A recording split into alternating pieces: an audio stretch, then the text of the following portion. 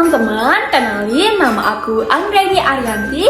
Aku dari kelompok 3. Nah, pada kesempatan kali ini kami akan mempresentasikan hasil dari diskusi kelompok 3. Nah, apa sih yang kami bahas dari kelompok 3 ini? Yang kami bahas, kami akan membahas mengenai Financial Information System. Nah, sebelum masuk ke materi, aku akan kenalin dulu nih anggota dari kelompok 3. Itu ada Tia Aulia Resmita Putri, kemudian ada Lailatu Anjania Fauzia, ada Zahra Aksan Nurul Fatimah, dan ada Yusuf Effendi. Ini. Nah, tadi kan udah perkenalan, langsung saja kita mulai masuk materi. Yang pertama, apa sih Financial Information System itu? Financial Information System atau Sistem Informasi Keuangan adalah suatu sistem berbasis komputer yang diimplementasikan untuk mengelola dan mengolah data keuangan di suatu organisasi maupun perusahaan. Sistem informasi ini melibatkan komponen-komponen yang mencakup siklus akuntansi serta penyajian laporan keuangan kepada tim manajemen perusahaan. Pada umumnya, sistem ini terdiri dari elemen-elemen yang saling terhubung dan terintegrasi dengan tujuan utama dan beberapa subsistem di dalamnya. Kemudian, materi selanjutnya adalah contoh Financial Information System yang akan dijelaskan oleh rekan saya, yaitu Kak Tia. Halo, nama aku Tia Aulia Resmita Putri. Di sini aku akan ngejelasin contoh Financial Informasi System. Financial Informasi System atau Sistem Informasi Keuangan membantu dalam pengumpulan, pemrosesan, penyimpanan, dan pelaporan data keuangan sehingga memudahkan pengambilan keputusan yang berkaitan dengan keuangan perusahaan. Berikut ini beberapa contoh sistem informasi keuangan umum digunakan oleh organisasi. Yang pertama ada sistem akuntansi keuangan. Sistem ini melacak semua transaksi keuangan, termasuk pembelian, penjualan, pengeluaran, dan penerimaan. Yang kedua ada perangkat lunak manajemen keuangan. Perangkat lunak ini membantu dalam perencanaan dan pengelolaan keuangan organisasi. Kemudian yang ketiga ada sistem pengelolaan pembayaran. Sistem ini memfasilitasi semua transaksi pembayaran, termasuk pembayaran vendor, gaji karyawan, dan pembayaran kepada pihak ketiga. Yang keempat, ada sistem pengelolaan aset. Sistem ini melacak semua aset organisasi, baik berupa barang modal maupun investasi. Kelima, ada sistem manajemen pajak.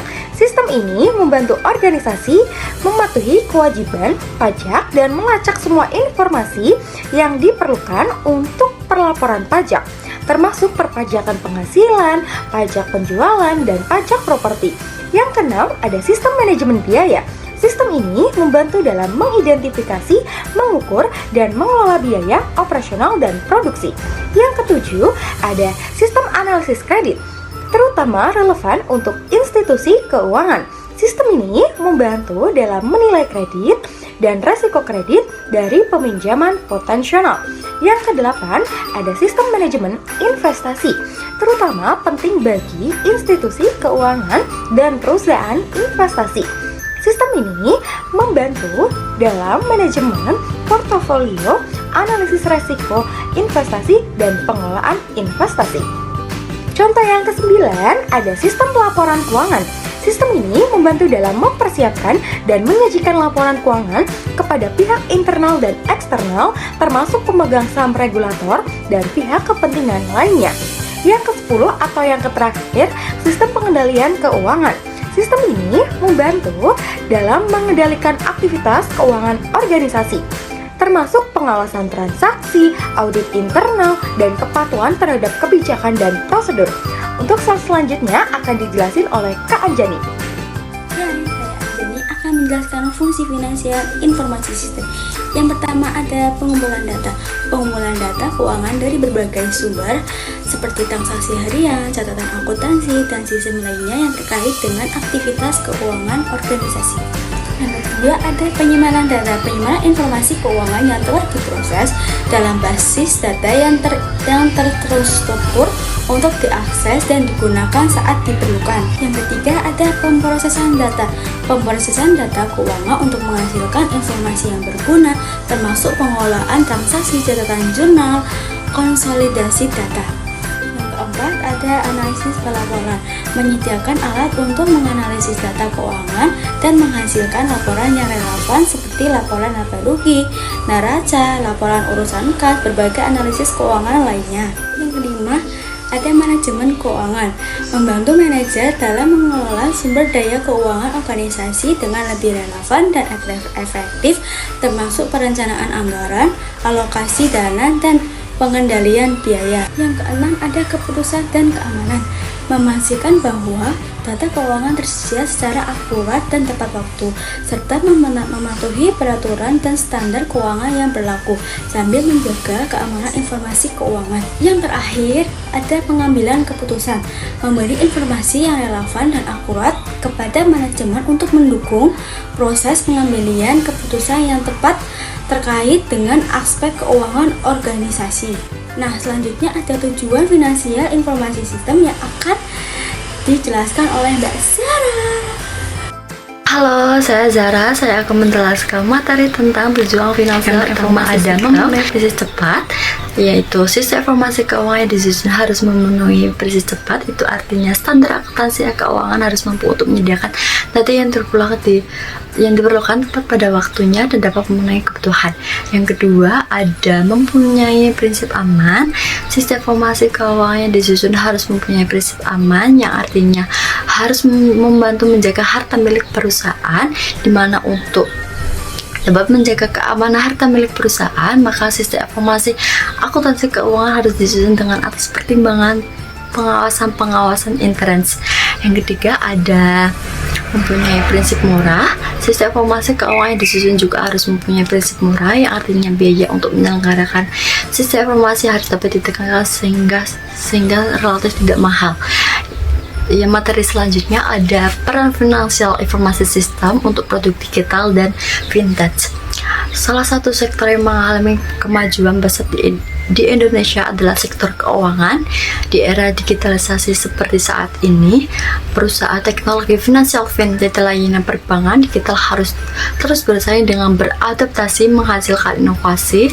Menurut Indonesia Vintage Report 2023, sejak Bank Indonesia mengeluarkan peraturan e-money baru pada tahun 2018 lalu, Indonesia telah mengangkat beberapa tempat digitalisasi dan gateway pembayaran KMOKK sebagai perusahaan vintage. Kombinasi akselerasi dan transformasi digital menjadi keharusan bagi mereka yang berkecimpung di sektor bisnis vintage ini. Materi selanjutnya akan dijelaskan oleh Kak Yusuf. Halo, saya Yusuf Effendi. Berikut ini pendekatan yang bisa dilakukan. Yang pertama, peningkatan sistem keamanan. Nah, setiap inovasi yang harus dilakukan dengan cara mengembangkan sistem keamanan yang kuat demi melindungi pelanggan, pengguna fintech, dan layanan perbankan digital. Diperlukan peningkatan keamanan untuk mengimbangi inovasi teknologi mutakhir terkait keamanan. Yang kedua, ada sistem informasi keuangan yang inklusif. Sistem yang memungkinkan dan memperluas akses keuangan bagi masyarakat adalah salah satu kunci sektor keuangan di era digital. Prosesnya bisa dimulai dengan inklusi keuangan atau financial inclusion, yang artinya setiap individu dan bisnis memiliki akses ke produk dan layanan keuangan yang lebih berguna dan terjangkau untuk memenuhi kebutuhan. Yang ketiga, ada peningkatan SDM. Perubahan sektor keuangan, khususnya fintech dan layanan perbankan digital, harus meningkatkan kemampuan dan keterampilan untuk menjadi lebih kompeten, untuk menciptakan perusahaan yang lebih adaptif terhadap perkembangan digitalisasi. Maka perusahaan perlu menjadi lebih dengan meningkatkan skill pada semua SDM, dan pengetahuan terhadap cyber security. Yang keempat, ada penggunaan teknologi. Teknologi seperti artificial intelligence atau AI dan cloud computing harus dimanfaatkan untuk mengembangkan fitur yang dapat menjadi solusi bagi pelanggan atau pengguna di sekitar finansial.